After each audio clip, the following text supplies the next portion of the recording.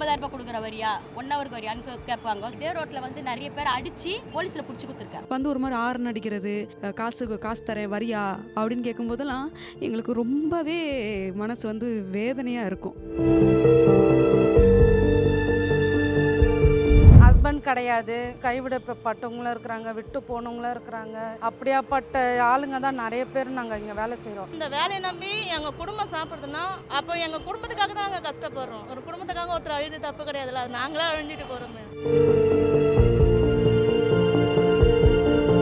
நாம் நிம்மதியாக தூங்கிக் கொண்டிருக்கும் போது சிலர் மட்டும் உழைத்துக் கொண்டே இருக்கிறார்கள். அவர்களில் முதன்மையானவர்கள் தூய்மை பணியாளர்கள்.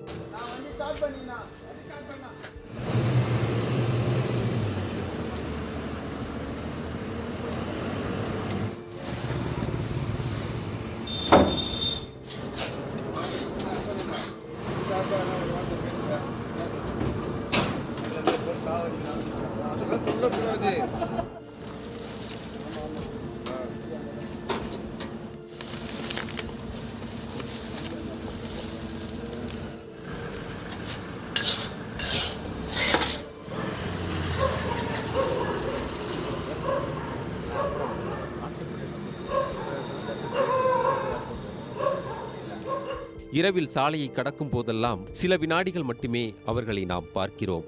அதனால்தான் அவர்களின் வலி வேதனையெல்லாம் நமக்கு தெரியாமலே போய்விட்டது.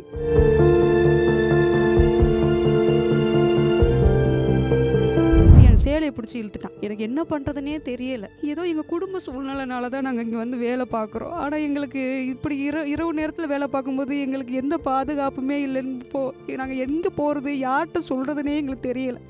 கடைசியில் என்னோட கழுத்தில் கிடந்த தாலியை எடுத்து காமிச்சு என் ஹஸ்பண்ட் இப்போ வந்துருவாருப்பான்னு சொன்னோன்னு அந்த பையன் அதோடு அப்படி கிளம்பி போயிட்டான். இரவு தூக்கம் மறந்து நமக்காக உழைக்கும் இவர்களின் இரவு பணி எப்படி இருக்கிறது என்பதை காட்ட முடிவு செய்தோம். அதனால்தான் இதோ கிளம்பி விட்டோம்.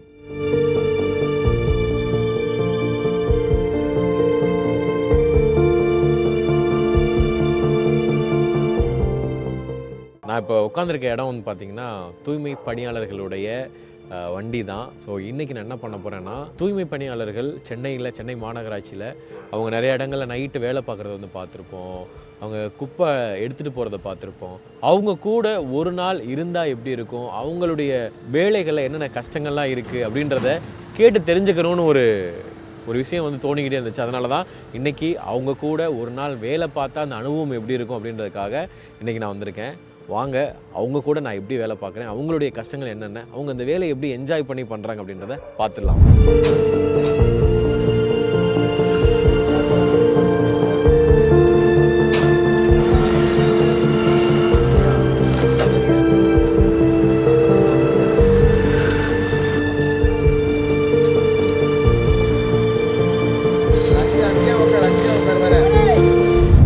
புதுசாக நிற்கும் போது உண்மையாக சொல்லலாம் எனக்கு ஸ்மெல் அடிக்குது. இப்போ கொஞ்ச நேரம் எனக்கும் பழகிருச்சு. இது உண்மையிலே பழகிருச்சு. ஆனால் இப்போ வெளியிருந்து பார்க்குறவங்களாம் ஒரு மாதிரி பார்ப்பாங்கல்ல, அதெல்லாம் உங்களுக்கு எப்படி இருக்கும்? அது பார்க்குறாங்க, நாங்கள் அதை கவனிக்க மாட்டோம். 14 ஆரம்பத்தில் கொஞ்சம் இதுவாக இருந்தது, கூச்சமாக இருந்தது. அப்படியே செய்ய பழகிடுச்சு. ஒரு வாரம் அப்படி தான் இருக்கும். கை வச்சு செஞ்சு தான் ஆகும். வீட்டில் என்ன சொல்கிறாங்க? வீட்டில் வந்து சங்குஜப்படுவாங்க தான் சார். வீட்டில் அருவருப்பாக பார்த்தாங்கன்னா எங்களால் சாப்பாடு சாப்பிட முடியாது. ஸோ இந்த வேலை செஞ்சால் தான் எங்களுக்கு சாப்பாடு. ஸோ அதனால் அவங்களும் அதை அக்செப்ட் பண்ணி தான் ஆகணும். குழந்தைங்க கிட்டே போகும்போது நாங்கள் கொஞ்சம் பாதுகாப்பாக தான் வெளியே ஃபுல்லாக எல்லாம் க்ளீன் பண்ணிவிட்டு ட்ரெஸ் எல்லாம் வெளியே ரிமூவ் பண்ணிட்டு தான் க்ளீன் பண்ணிட்டு தான் வீட்டுக்கு போவோம். இருந்தாலும் இந்த வேலை செஞ்சு தானே ஆகணும். அதனால் நாங்கள் இந்த நாற்று அடிக்குது, ஸ்மெல்லு வருது, இதெல்லாம் பார்க்க முடியாது. வண்டி பின்னாடி வர்றவங்க கூட நாங்கள் வண்டி இப்போ போயிட்டுருக்குன்னா வண்டியை பார்த்து தான் மூக்க முடியுது, திட்டிட்டு போகிறது. உங்களுக்கு ஒரு டைமிங் கிடையாதா, இவ்வளோ சீக்கிரம் தான் வந்து குப்பை எடுப்பீங்களா, ஏன்னா டிராஃபிக் இது பண்ணுறீங்களா, எல்லாம் திட்டுவாங்க தான். ஸோ அதெல்லாம் நாங்கள் இது பண்ணி தான் பொருள்பட்டால் தான் வேலையை பார்த்துட்டு போயிட்டே இருக்க வேண்டியது. கீழே கொட்டாமல் போட்டால் போதும். டப்பாவில் எல்லாம் கீழே தான். இப்போ பார்த்தீங்களா கொஞ்ச நேரத்துக்கு முன்னாடி எவ்வளோ கீழே இருந்தது. ஆமாம், அது வாடுறது தான் கஷ்டம் எங்களுக்கு. ஓகே, ஒரு ஏரியாவுக்கும் போகிற சொல்ல கீழே மானாவரியாக இருக்கும். பப்ளிக் எத்தனை வந்து டப்பாவில் போட்டால் போதும். ஆனால் பப்ளிக் டப்பாவில் போட மாட்டேன்றாங்க. ரொம்ப இச்சுன்னு வச்சுங்க, கீழே போட்டு போயிட்டே. வண்டியில் 2 வீலரில் வரவங்க இன்னும் ஓவர். தொட்டி உள்ளே குப்பை போடணும். தொட்டி கீழேருந்து தூரமாக இருந்து கோல் போடுற மாதிரி அங்கேருந்து தூக்கி விசிறி அடிச்சு ஸ்டைலாக விசிறி அடிச்சுட்டு கூட பைக்கில் எடுத்துகிட்டு வராங்க, தூக்கி விசிறி அடிச்சுட்டு போயிடுறாங்க. எங்கள் மேலேயே போட்டு போய்க்கிறாங்க. கேட்டால் சாரி பாயிட்டு போயிடுவாங்க. அவங்கள தேத்தின்னு போய் நாங்கள் ஒன்றும் பண்ண போகிறோம், குப்பையை வாரி போட்டு தான் போயிடுவோம். ஓகே. நாங்கள் வேலை செஞ்சோம். இந்த வேலை எந்த அளவுக்கு பிடிச்சிருக்கு? வேலை ரொம்ப பிடிச்சி தான் செய்கிறோம். நாங்கள் வெளியில் போகிறீங்களே, யாராவது கேட்டால் என்ன எப்படி சொல்லுவீங்க? சென்னை மாநகரத்தில் தூய்மை பணியாளராக வேலை செய்கிறேன் அப்படின்னு சொல்லுவேன். ஓகே. என்ன சொல்லுவாங்க இல்லை? ஒன்றும் சொல்ல மாட்டாங்க, இதுவும் நல்ல வேலை தானே, இருடில் போய் சொல்லலை, உழைச்சி தானே சம்பாதிக்கிறோம், அதனால் எந்த பிரச்சனையும் கிடையாது. நீங்கள் முதல்ல வந்து இந்த வேலைக்கு உடம்பு வந்துருப்பீங்க. சரியில்லாத ஆச்சு சார். 6 மாதம் உடம்பு சரியில்லாத லீவில் தான் இருந்தோம். அது லீவ் இல்லாத அப்செட் பண்ணி விட்டாங்க. அது ஸ்டார்டிங்கில் 6 மாதம் செட் ஆகலை. அதுக்கப்புறம் திரும்பி வந்து ஜாயின் பண்ணும்போது செட் ஆயிடுச்சு. செட் ஆயிடுச்சு உடம்புல. உங்களுக்கு எதை சொல்ல வந்தீங்க? எனக்கு டைஃபாய்டு வந்தது, அதுக்கப்புறம் எல்லாருமே டைஃபாய்டு வந்து ஓரளவுக்கு நல்லாயே அப்போ திருப்பி இங்கே வந்தாச்சு. ஆண்கள் மட்டுமில்லாமல் பெண் துப்புரவு பணியாளர்களும் இரவு முழுவதும் நமக்காக வேலை செய்கிறார்கள். இந்த நாட்டில் பெண்கள் எப்போது சுதந்திரமாக நடமாடுகிறார்களோ அப்போதுதான் நமக்கு உண்மையான சுதந்திரம் கிடைத்ததாக அர்த்தம் என காந்தி சொல்லிவிட்டு சென்றார். அவர் சொன்ன வாக்கியத்தின் வயது 1 நூற்றாண்டை தொடப்போகிறது. அவர் சொன்னது உண்மையாகிவிட்டதா? இல்லை என்றே சொல்கிறார்கள் பெண் துப்புரவு பணியாளர்கள். ஆம், அவர்கள் பகிர்ந்து கொண்ட சம்பவங்கள் அனைத்தும் பதற வைக்கின்றன. என் பேர் ருக்மணி. என் சொந்த ஊர் வந்து கன்னியாகுமரி. எங்கள் அப்பா அம்மாவுக்கு நான் ஒரே பொண்ணு தான். ஒரு 8ஆம் கிளாஸ் படிக்கையில் ஒரு வேறு ஜாதிக்கார பையனை வந்து விரும்பிட்டேன். அதோடு அந்த பையனோட நாங்கள் 2 பேருமே இங்கே சென்னைக்கு ஓடி வந்துட்டோம். இங்கே சென்னையில் குடிசைவாழ் பகுதியில் தான் வாழ்ந்துட்டு வந்தோம். எனக்கு வந்துட்டு ஒரு பையன் ஒரு பொண்ணு. ஆரம்பத்தில் என் ஹஸ்பண்ட் என்னை ரொம்பவே நல்லா பார்த்துக்கிட்டாரு. அதுக்கப்புறம் என்னன்னு தெரில, என்னை விட்டுட்டு ஓடிட்டாப்புல.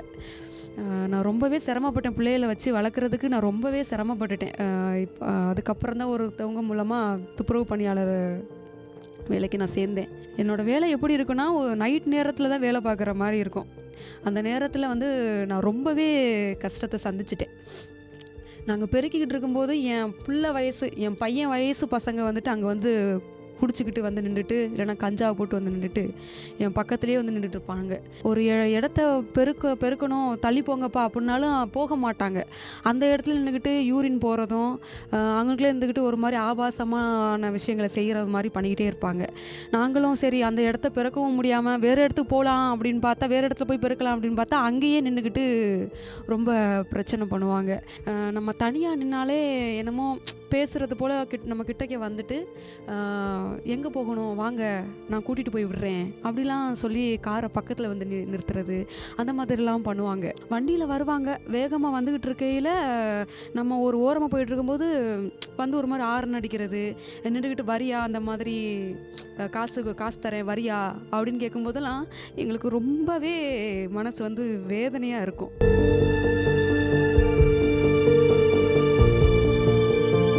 ரோட்ல வந்து நிறைய பேர் அடிச்சு போலீஸ்ல புடிச்சு கொடுத்துருக்காங்க. அடிச்சிருக்கீங்க? அடிச்சு போலீஸ்ல, அதான் எங்க அண்ணன் கூட இருந்தாரு, அடிச்சு போலீஸ்ல புடிச்சிருக்காங்க. காரணம் என்னன்னா, 1 லட்ச ரூபாய் கொடுக்குற வரியா, 50,000 ரூபாய் கொடுக்குற வரியா, 1 ஹவருக்கு வரியான்னு கேட்பாங்க. சொல்றேன்.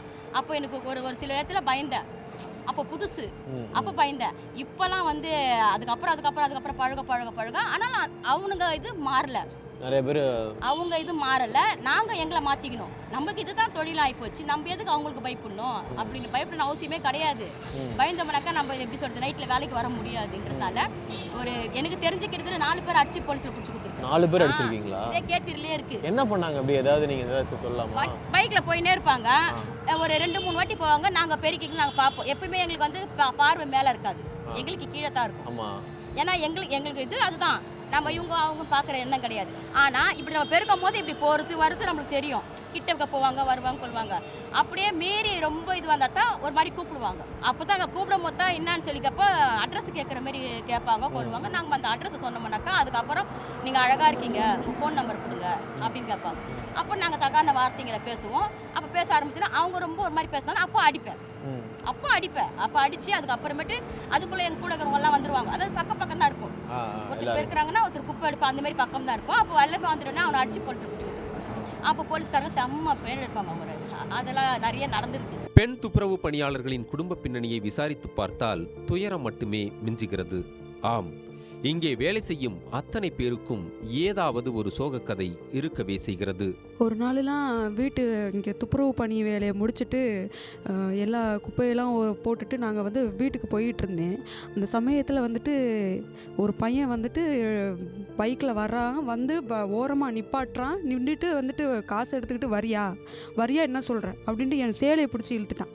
எனக்கு என்ன பண்ணுறதுனே தெரியலை.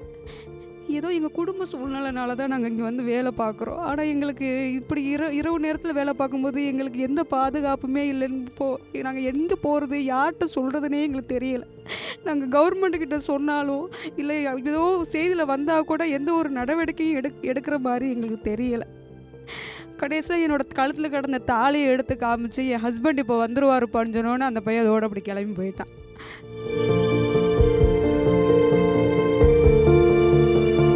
அக்கா கவலைப்படாதீங்க அக்கா, அண்ணனோட டீட்டெயில்ஸ் எல்லாமே எங்களுக்கு அனுப்புங்க, நாங்கள் தேடி கண்டுபிடிச்சி கொடுக்குறோங்க்கா.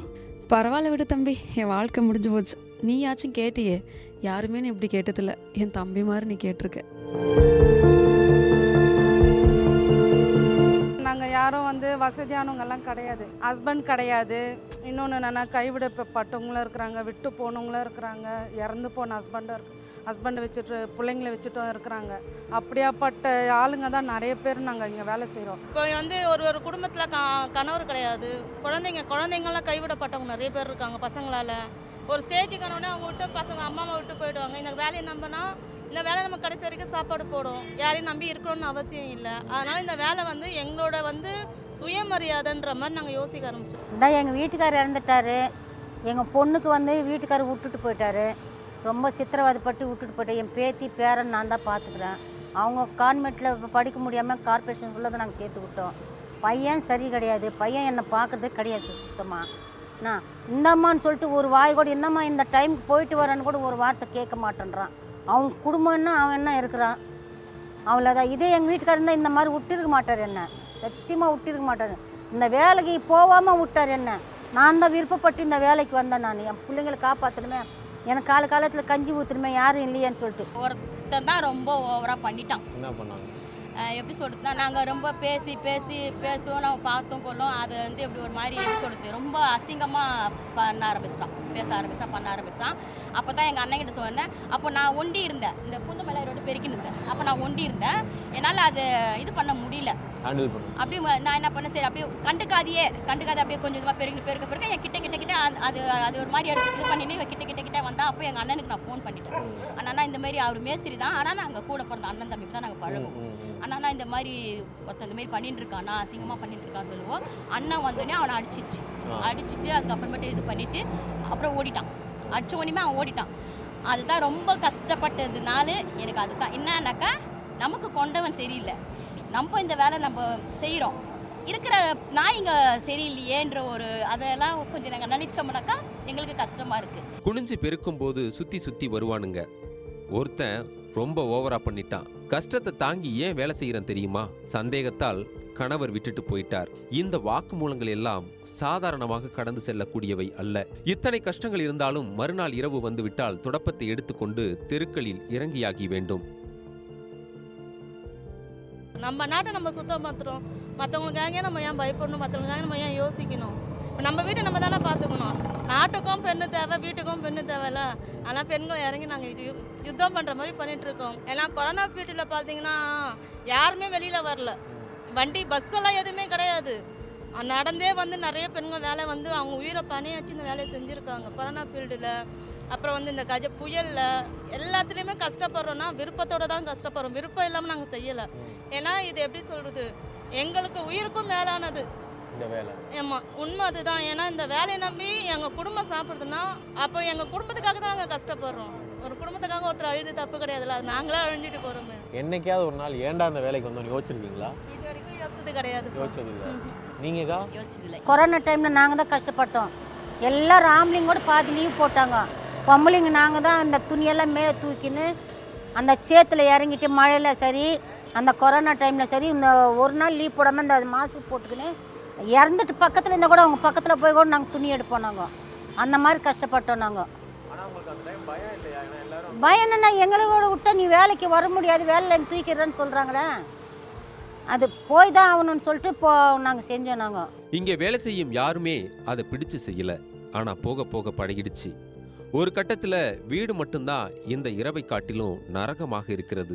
வீட்டில் எவ்வளவு பிரச்சனை இருந்தாலும் வேலைக்கு வந்துட்டா ஒருத்தர் பார்க்கும் வாய்ப்பே அவங்களுக்கு பெரும் நிம்மதியை தருகிறது. உங்களுக்கு ஒரு சின்ன சின்ன ஆசை இருக்கலாம், அது எதுவுமே இல்லையா? ஆசை இல்லாமலாம் இருக்காது. ஏதாவது சொல்லுங்க உங்க ஆசை என்ன? ஏன்னா நாங்கள் எல்லாருமே சேர்ந்து உட்காந்து ஒன்றா சாப்பிட்றது எங்களுக்கு பெரிய விஷயமா தான் இருக்கும். ஏன்னா வீட்டில் போனோன்னா நாங்கள் வீட்டில் உள்ளே போனோன்னா எங்கள் கஷ்டம் எல்லாமே மைண்டில் வந்துடும். வெளியில் வந்த பிறகு அந்த கஷ்டம் எங்கள் விட்டு போயிடும். ஏன்னா வெளியில் எங்களுக்கு அந்த கஷ்டம் ஞாபகம் வராது. இப்போ இவங்க ஒன்று பேசுவாங்க, நம்ம ஒன்று பேசுவோம், சிரிச்சிட்டு அது மறந்துடும். வீட்டுக்குள்ளே போனால் நாங்கள் மட்டும் தான் இருப்போம். இந்த பிரச்சனை அந்த பிரச்சனை நாங்கள் ஒன்றா உட்காந்து பேசுறது எங்களுக்கு பெரிய சந்தோஷம் தான் எங்களுக்கு அப்படின்னு. சமீப காலமா தூய்மை பணியாளர்கள் போராட்டத்தில் இறங்கி இருக்காங்க. எங்க வேலையை நிரந்தரம் பண்ணணும் அப்படின்னு கேட்கிறாங்க. இந்த வேலையால எங்க வாழ்க்கையே போச்சு, பணி நிரந்தரமாவது பண்ணுங்க அப்படின்னு கெஞ்சி கேட்குறாங்க. ஆனா அது இன்னும் கோரிக்கையாகவே நீடிக்கிறது என்பதுதான் வேதனை. இவர் ஸ்டாலின் அண்ணன் சொன்னார், இந்த மாதிரி வந்து உங்களுக்கு இவர் ஆட்சியில் உட்காரத்துக்கு ஒரு 2 மாதத்துக்கு பின்னாடி அதான் ஆற்றுல அப்போ நாங்கள் ஒரு மீட்டிங்க்கு நாங்கள் போனோம். அப்போ அவர் சொன்னார், நாங்கள் எங்களோட கஷ்டத்தை நாங்கள் சொன்னோம், கவலைப்படாதீங்க சகோதரிங்க, நீங்கள் 2 மாதம் இருக்குது நான் ஆட்சி வரத்துக்கு, வந்த ஒன்றுமே ஃபஸ்ட்டு நாங்கள் உங்களுக்கு தான் பணி நிரந்தரம் பண்ணுவோன்னு சொல்லிட்டு சொன்னார். அவரும் லெட்ரு ஒரு கைப்படமாக கொடுத்தாரு. அதை நம்பினோம், நம்பியும் இன்னமும் நம்பின்னு தான் இருக்கோம். நான் கேட்டுக்கிறது என்னன்னாக்கா, என் பிள்ளைங்களுக்காக நாங்கள் இருக்கோம், வாழ்ந்துட்டு இருக்கோம். இந்த வேலையினால என்னோட வாழ்க்கை போச்சு, இன்னமும் இந்த வேலையை நாங்கள் செய்கிறோம்னாக்கா அவர் எங்களுக்கு எதனா ஒரு நல்லது பண்ணுவாருன்ற ஒரு காரணத்துக்காகத்தான் இன்னமும் நாங்கள் செஞ்சுட்டு இருக்கோம். எல்லா கஷ்டத்தையும் தாங்கிக்கின்னு செஞ்சுட்டு இருக்கோம்.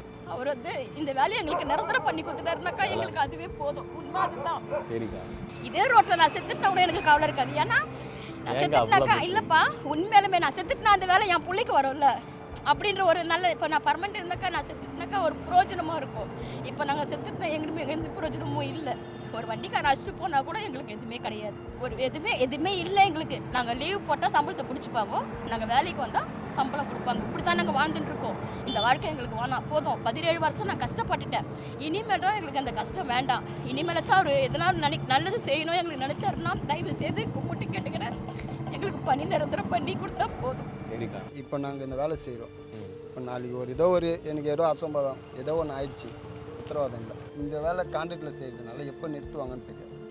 அது ஒரு பதட்டத்திலே தான் செய்ய வேண்டும். ஒரு நிரந்தரப்படுத்திட்டாங்கன்னா எங்கள் லைஃபுக்கு நாங்கள் அப்படியே செஞ்சுட்டு போயிட்டே இருக்க வேண்டியது. இதான் எங்கள் வேலை அப்படின்னு. எங்கள் வேலை நாங்கள் செஞ்சுட்டு போவோம். அதுக்காக தான் நிரந்தரம் பண்ணிக்கிறோம். இந்த வேலை பார்க்குறீங்களே, ஸோ உங்களுக்கு எந்த அளவுக்கு இந்த பிடிச்ச வேலை? ரொம்ப பிடிச்ச வேலை தான். ஆனால் வேலைக்கு சேரும்போது வந்து வேலை பர்மனெண்ட் ஆகுன்ற நம்பிக்கையில் தான் வேலைக்கு சேர்ந்தது. ஆனால் இது வரைக்கும் பண்ணுறேன்ட்டு பண்ணவே இல்லை. நடுவில் ஒரு தடவை நிப்பாட்டிட்டு 11 மாதம் கழிச்சு தான் மறுபடியும் வேலைக்கு எடுத்தாங்க. நிறைய பேர் சொன்னாங்க, நான் வந்து 2021 வந்தாருன்னா பண்ணிவிடுவேன் செஞ்சிடுவேன்னு சொன்னாங்களே, என்ன பண்ணிட்டாருன்னு. நீங்கள் 1000 சொன்னாலும் எங்கள் சார் எங்களுக்கு செய்வார், அந்த நம்பிக்கை இருக்குது.